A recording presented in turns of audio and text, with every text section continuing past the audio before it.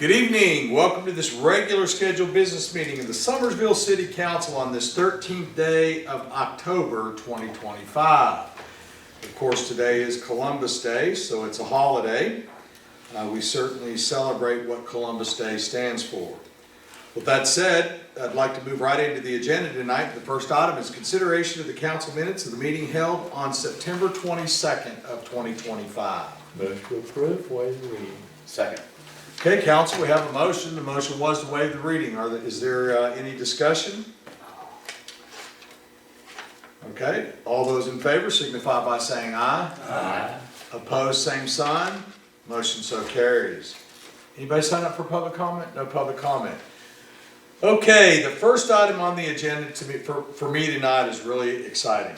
I'm just uber patriotic, and tonight is one of those very uber patriotic nights. Tonight is an honor for me and a first for a Schaefer administration. And it might be the first for the city, you just can't verify that. One of our own employees has become a legal citizen of the United States of America. Ooh. We as a city welcome immigrants, arms wide open, especially here in the city of Summersville. Especially when they do it the legal way, like our employee has. What a patriotic moment for our city and the United States to congratulate Oscar Aguilera as a citizen of the United States of America. Tonight, I want to present him a flag from the city of Summersville.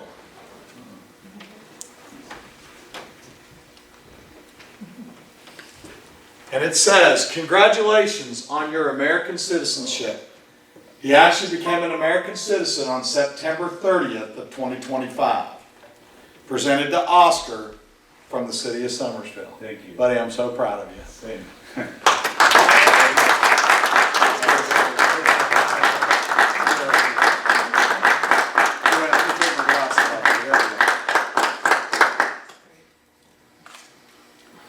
Welcome, Oscar. Thank you. Congratulations, man. Thank you. Yes, yes, This is sir. Nice. Very nice. Thank you. You're So a much. great citizen and a great chef. Thank you. Win-win for the city of Summersville.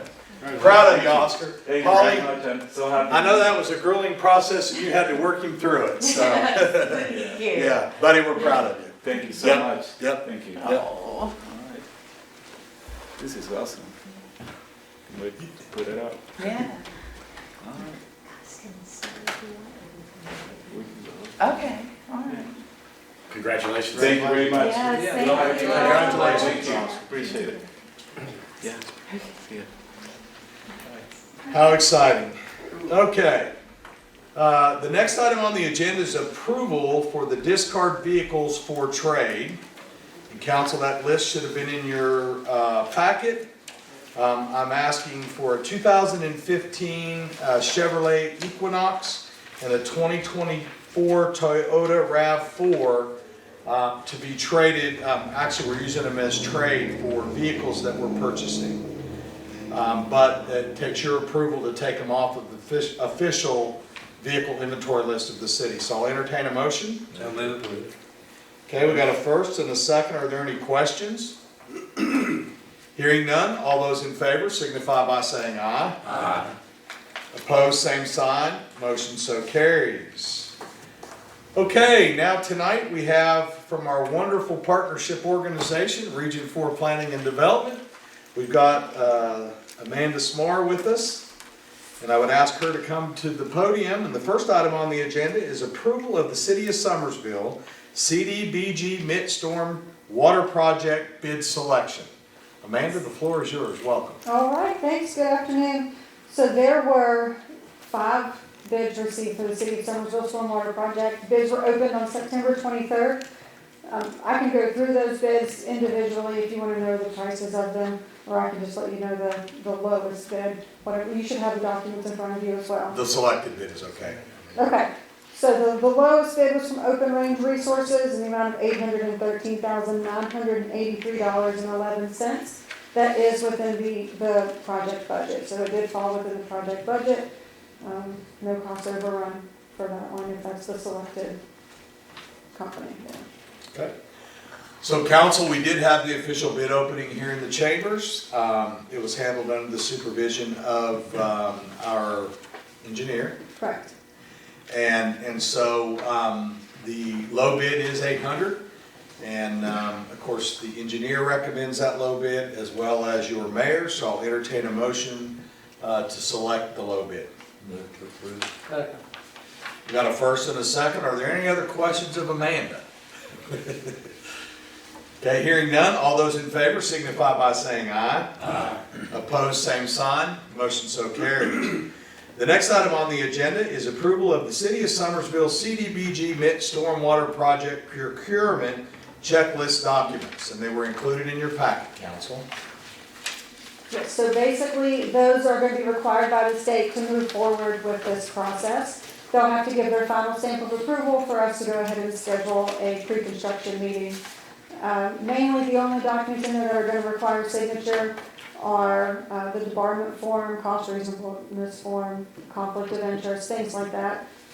We did check on the lowest bidder. They are not debarred. They are not on that debarred list, so everything should be okay on that. But you have the entire packet of the documents that the state's asking for. So once those are sent back to the state, they'll make their decision to give the full approval, and we can go ahead and get the pre-construction meeting scheduled.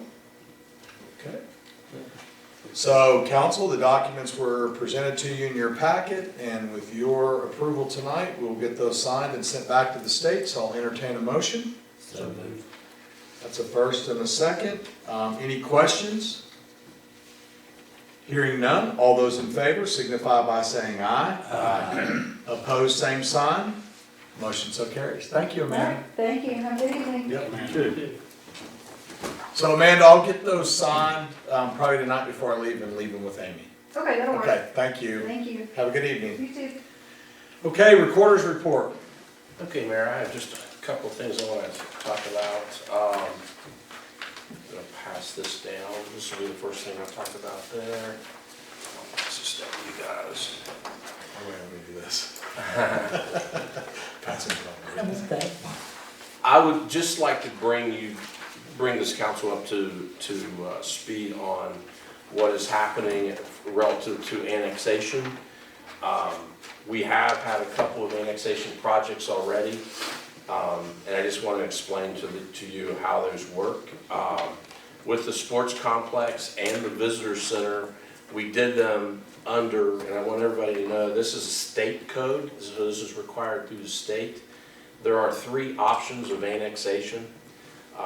The best particular option for both the sports complex and the visitor center that we've already done is code 8-6-4. That's annexation without an election. Okay? The reason those 2 properties were really, this was the best route for us to go in the annexation process was because we were the landowners. So there was no need for elections and all kinds of other options. This was really the best way. What we do is it's done with an ordinance, and that is all prepared by our city attorney, and that's what took place on the first 2. The reason I'm telling you this is because I'm going to give you this particular code, and this one is called 8-6-5, and this is taking us up to our most recent ordinance that we are currently working on. This cannot be done the same way as the one prior with an ordinance. This particular annexation is called an annexation by minor boundary adjustment. Anytime you're including highways like we have going to the school, it just requires a different type of annexation. And we are currently right in the middle of getting this accomplished. We have a surveyor that's working on it. There's been some delay. The delay is kind of out there due to the state had to do some things with road property, and those have not been officially filed yet by the state, so our surveyor is having trouble. He can't come up with the exact markers and things of that nature. So It should happen soon, and as soon as that happens, his survey will go to our city attorney, and our city attorney will draw it up. But this is a little bit different than the other. This has to be, this one has to go to the county. The county will approve it like it did on the others. But our attorneys, once he has his surveys, will put it all together, and that's what will take place. But this is mostly because of if you read down on the very first page there, you'll see below 3, there's a B. It says, in addition to any other annexation configuration, a municipality may incorporate by minor boundary adjustment territory that consists of a street or highway as defined in 17C-1-35 of this code. Now, I want everybody to know, I know this is in print and on the news, there's not any property, we're not taking any property. All we need is the road and the school property for the emergency and for the protection of those students. But the road we need for the emergency access. So I want that to be made really clear. We're not taking any property. There's no properties being transferred here. It's just we need those boundaries so that we can handle emergency crews to go out there for whatever reason, and to make sure that we can rightfully protect those students with our officers. Okay. Anybody else, would you like to add? Hey Gary, one thing I was gonna ask, I had a conversation with the superintendent, Scott Cochran. Yes. Does the board need to petition us to get the school property in?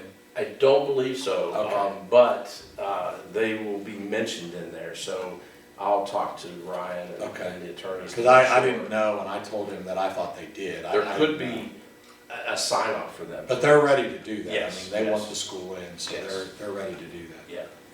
So Ryan will handle that for me, Okay. and then I'll let you know on that. Okay. Any other questions? Now, which properties belong to which category here? Okay, so the 8-6-5, the minor boundary adjustment will be the school.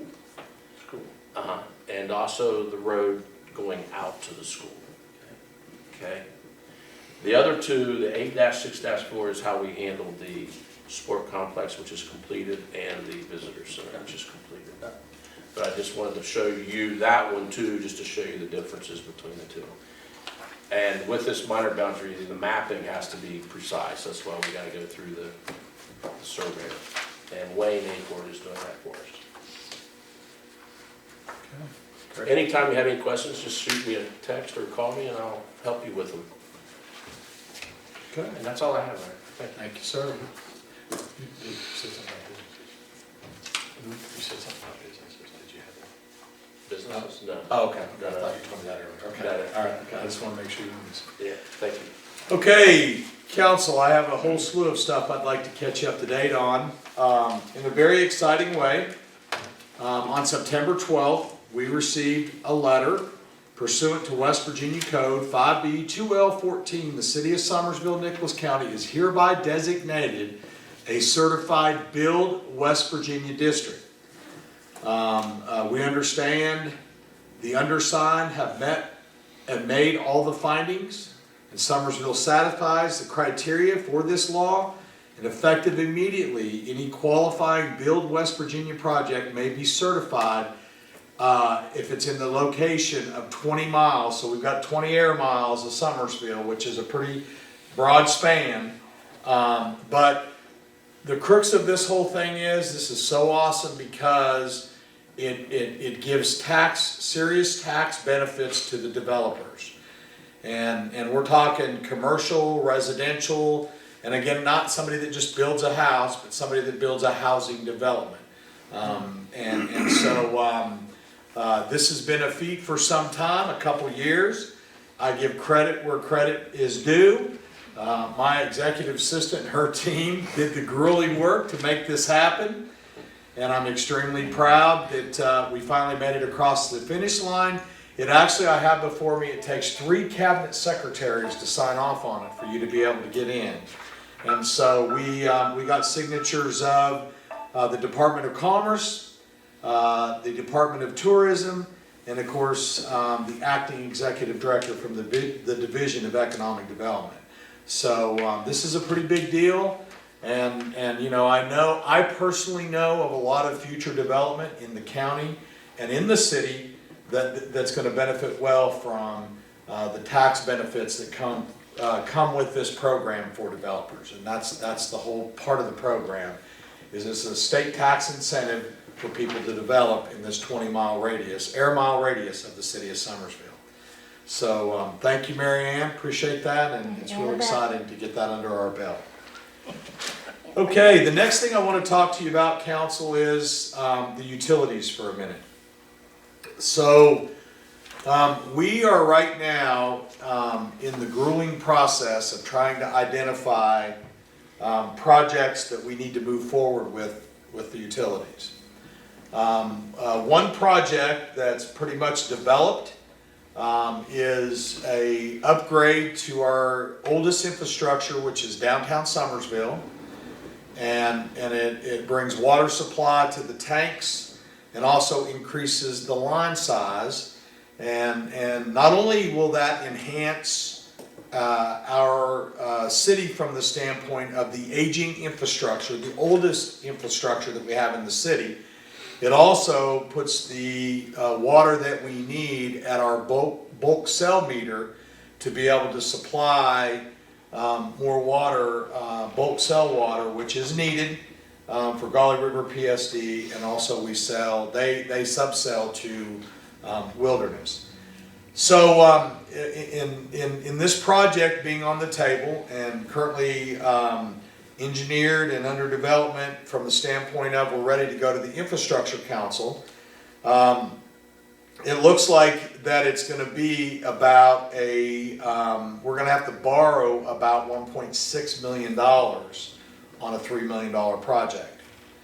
So we had Michael Griffith and Associates, which Michael has always, I can speak to the last 18 years, he's the one that does the deep CPA dive, which is called a Rule 42 on our financials to determine the affordability and then the sustainability, and then also, you know, ultimately what it's going to do to our rates. So incidentally, before I get into what that $1.6 million is going to do to our rates, the other thing that I have challenged our general manager, Jeremy Nicholas, about is we have aging sewer infrastructure, and not only that, some sewer things that we continue to kick the can down the road. That, you know, quite frankly, as you go day to day, sometimes that stuff gets away from you, and so we have some serious sewer issues that we need to address. So right now, the analysis being done on what we address, you know, where we borrow money. Do we do the water project, or do we do the sewer project, and or can we afford both of them? So as a part of the team, Michael Griffith participates anytime that we're looking at projects with the potential of borrowing money. He's always in on the calls, and so they have done what I would call the 1,000-foot Rule 42, which basically they did it off of our numbers from our utility report that we had to file by the last day of last month, and a rough shot at the financials. So basically, and then if you remember, council, at the beginning of the year, when I presented end-of-year financials on the utilities, I told you that it was imminent that we were going to need a rate increase, especially on sewer, because we are just meeting our debt covenants. So anyway, Jack, who works for Michael, has given us a quick shot Rule 42. Now let me tell you, they dive deep in the weeds, so this is just a 500-foot, 1,000-foot level of what it could be. And so he is saying, and of course we can do it by tariff. We don't have to file the rates with the Public Service Commission for a rate change, because by statute, if you are less than $3 million on a combined utility, and we are not, we're over $3 million, but if you are less than 4,500 customers, then you can go the tariff route, which we can set our own rates here at City through a tariff, and don't have to file the rates with the Public Service Commission. The only thing I will tell you is it's going to be a dual hit for us because you cannot raise bulk fuel rates without going through the Public Service Commission. So I'm recommending, and this will be next year, that you tariff the water and sewer rates and then you still go through the Public Service Commission with the grueling process of a rate increase for the bulk water sale. Because I feel that, and I'm sure you all do too, our water plant's way at that end of our infrastructure, it comes all the way through our infrastructure, and certainly any bulk water we sell should help with the cost of maintenance and maintenance of our utility and operation and maintenance, and of course, you know, if the other rates are going up, so should the bulk water rate. So anyway, he has come back with his analysis, and what I had mentioned to you before about our rates, he's saying just to maintain our utilities, we need an 8% rate increase. 8%. That's step one. He said we need that regardless. So that's what you would be looking at, something like that next year. And that's just to sustain the utility and then put what we need in our R&R reserve. Okay? Then step two, which would be borrowing $1.6 million. The bond rate right now on these utility bonds is 0.5%. You're looking at another 3% rate increase. So 8% to sustain the utility, 3% to borrow $1.6 million at the 0.5% going rate right now on utility bonds. So with the project, you're looking probably somewhere in the neighborhood of an 11% increase on our utilities. Now I will say this, with awesome financials and supervision, attendance to the needs and the maintaining of our utilities, one can go out on the Public Service Commission site and see that our rates are incredibly lower than a lot of areas in this county. And certainly if you go look, you know, state-wise, you're going to see that our utility rates are amongst the lowest in the state. I don't use that as a basis for taking increases, but I use that as a basis of, you know, we too have to do what we have to do to maintain the ultimate liability and responsibility of the utility, and you cannot do so without funding. And of course, that's the many variables that play into this. Not only the cost of doing business with all the personnel, but the increasing cost, and certainly some of this cost that we've seen increase because of some of the tariffs on some of the stuff that we use in the utilities. So I can tell you right now that the city's probably facing at least an 8% next year. And then wherever the projects fall out and what projects you decide to do, it could be in the neighborhood of 11% rate increase on the utilities. So I just wanted to lay that out there, and we are still in the mix. Ultimately, this body will decide on project. Quite frankly, I'm extremely enthused and excited about the ability to upgrade our water supply for that bulk water supply, because as you know, I've preached since 2007. We currently operate that plant at about 34% of its capacity. So you build a 13-story building and only use 3 stories, you can see that soon it becomes troublesome to try to make ends meet when you can't rent out the other floors. So, you know, in the idea and concept that we sell more bulk water, you know, that also increases the revenue and will sustain the rate increase and hopefully, you know, put the utility in good shape, you know, once you get to that larger consumption at the bulk water sale. Okay, anybody have any questions about that? Okay, the next thing I'd like to do is I want to tell you that I have ready the document. I'm actually waiting to hear something back from PJM at our interconnection. This is the document that I will sign, that it will allow us, approve us to get back in the marketplace and market our power, where the PPA, the power purchase agreement, expires July 1st of 2027. I got to tell you, we're leaps and bounds ahead having this document put together and basically already accepted by PJM.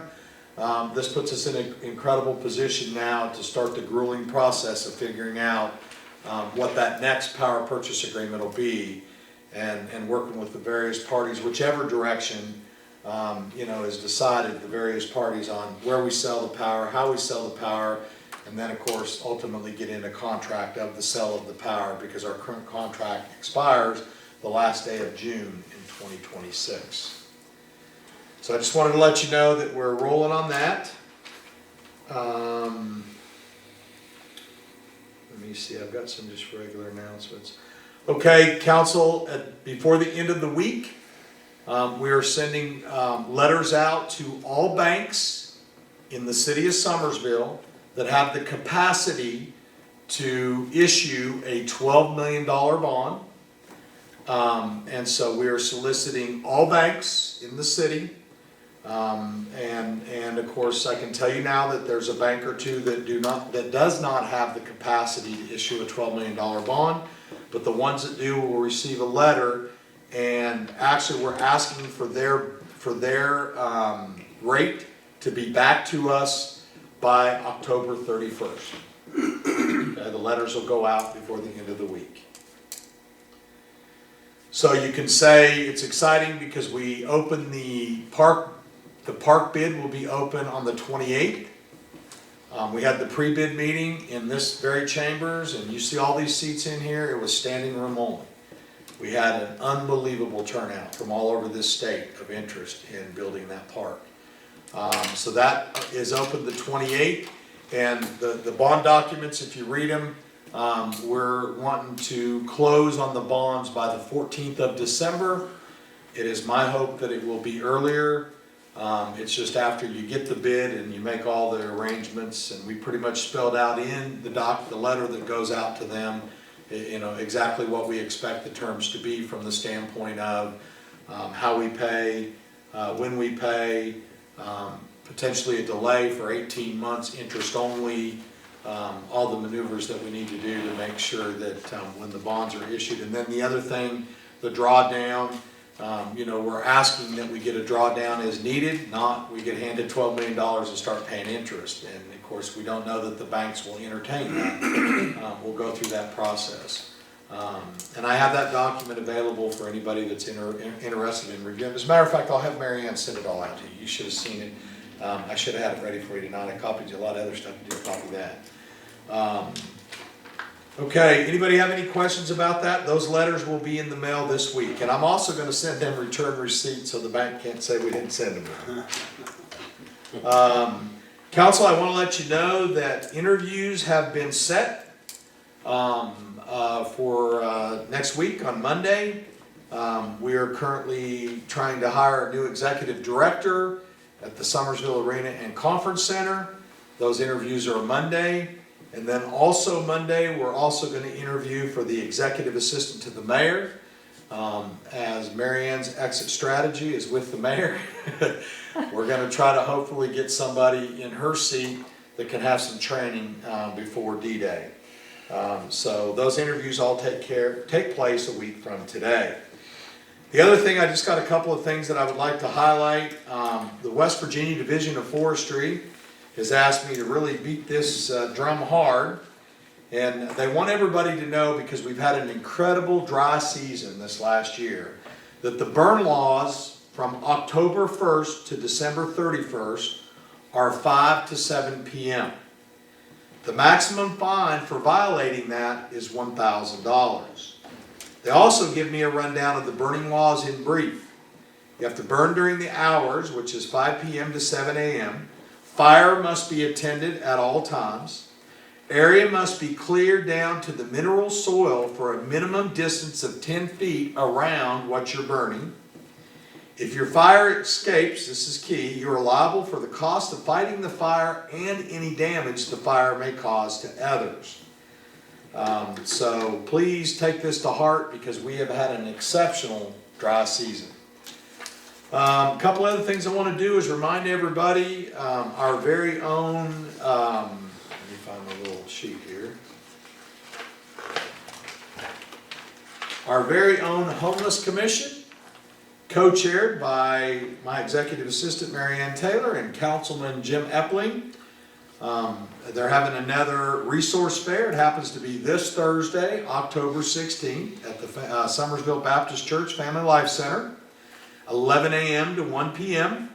Hot meals, healthcare, haircuts, recovery services, veteran services, hygiene bags, clothing, food bags, laundry supplies.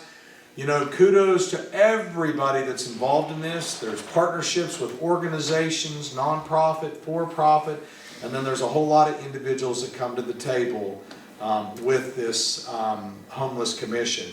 So again, any opportunity I get, I give them a big shout out. And then also want everybody to know that one of their many partners is MTA. And there's a route set up that entire day that runs all the way through the county to pick folks up, bring them to the resource fair, and then return them to where they were picked up. The key to this is know someone, tell someone.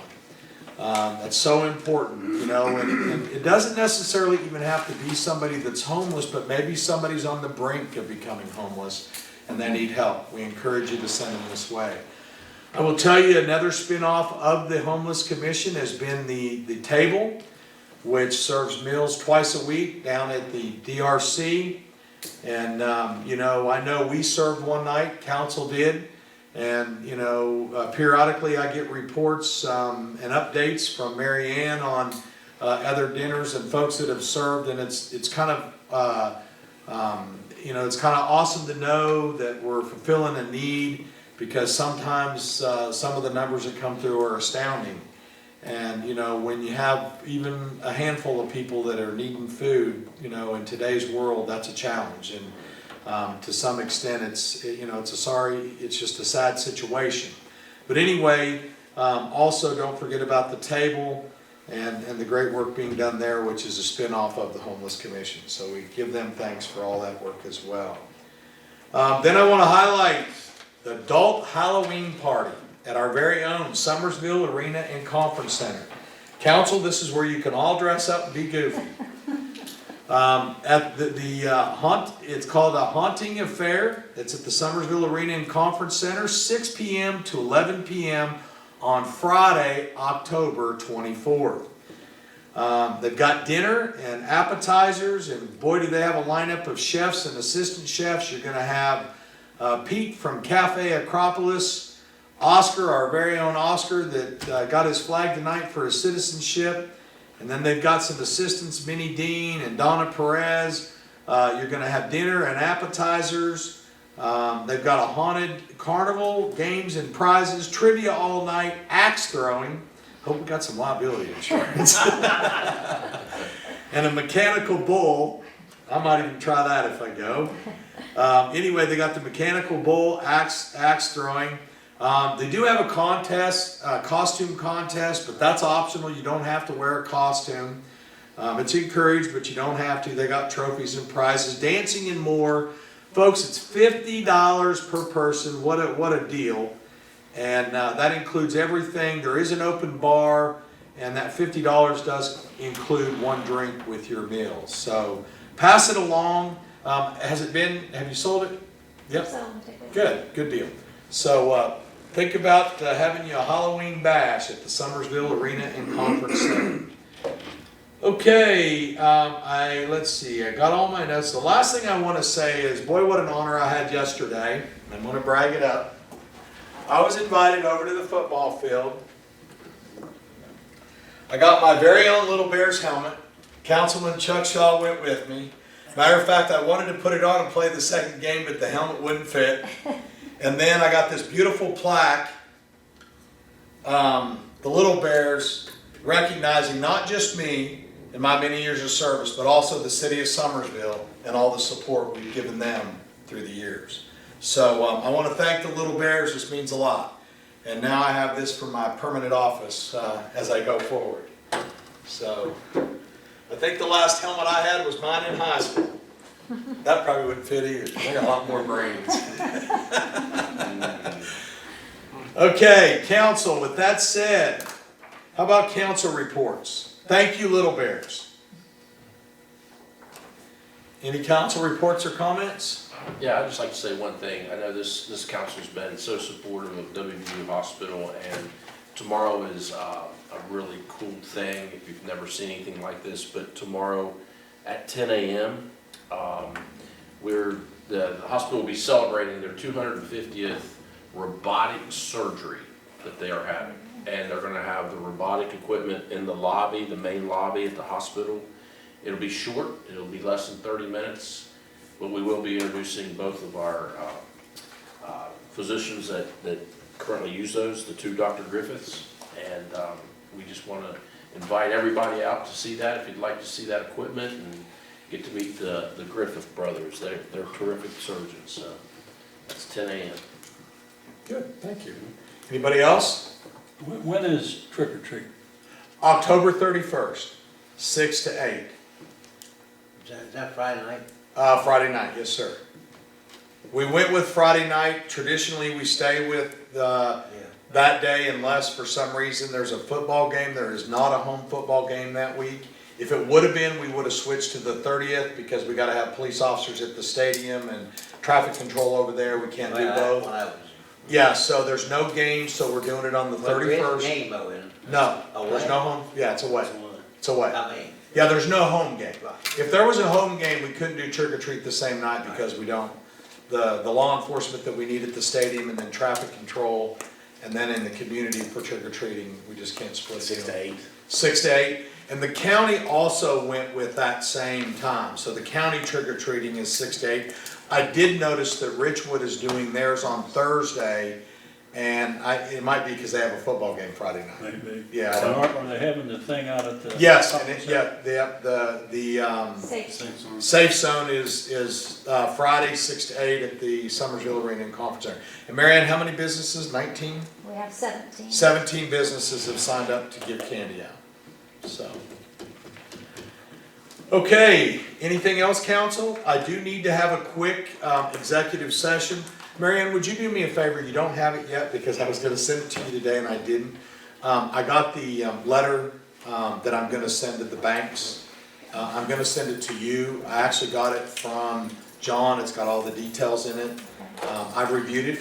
I'm going to send it to you when you get it, and after you make the changes, will you send it out to all council so they can see? Thank you. Yeah, and I'll just tell you, you'll catch it, but my name is spelled wrong also. Okay. Yeah. Okay, council, I'll entertain a motion to move into executive session. Second. Got a first and a second. All those in favor signify by saying aye. Aye. Opposed, same sign.